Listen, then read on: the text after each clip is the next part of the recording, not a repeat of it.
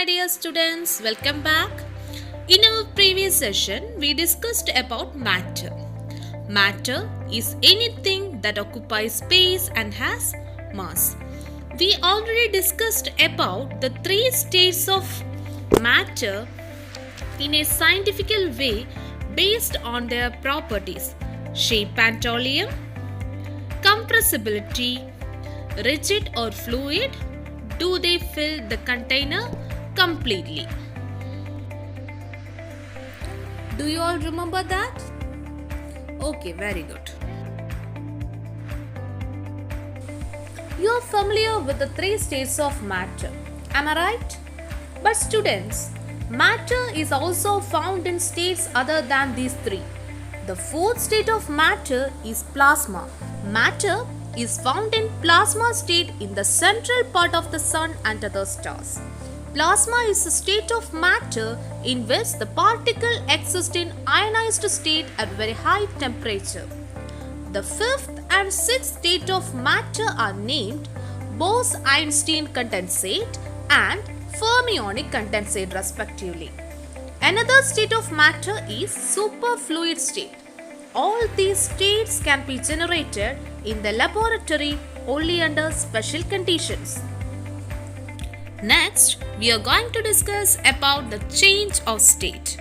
When a substance have a tendency to change its state to another state is called change of state. It can be classified into two types: physical and chemical changes. You must have studied that when ice is heated, it changes into water, and when water is further heated, it boils and changes into steam. Similarly, change of state occurs to matter in all states. Observe this figure, students. Which form of energy is responsible for the change of state here? Yes, very good. Heat energy. Solid changes to liquid when heat energy is absorbed. Here is the picture that shows the movement of particles in solid, liquid and gas. We convert solid into liquid and subsequently liquid into gas by supplying heat. We already know that the particles of a solid are very close to each other. Their freedom of movement is limited. In the liquid state, particles are relatively farther apart and have more freedom of movement than in the solid state. In the gaseous state, particles remain far away from one another. Their freedom of movement is very high.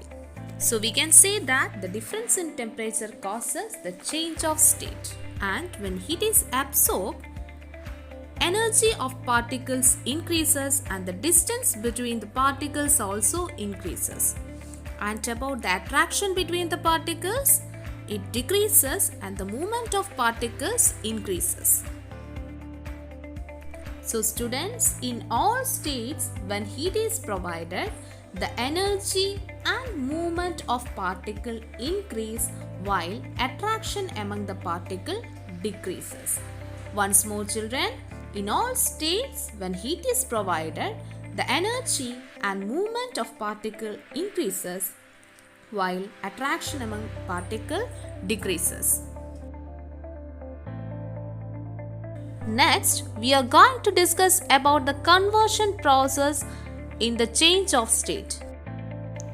The conversion processes are liquefaction, solidification, vaporization, condensation and sublimation. The process of conversion of the solid into its liquid by absorbing heat is called liquefaction. The process of conversion of liquid into solid by giving out of heat energy or by cooling is called solidification.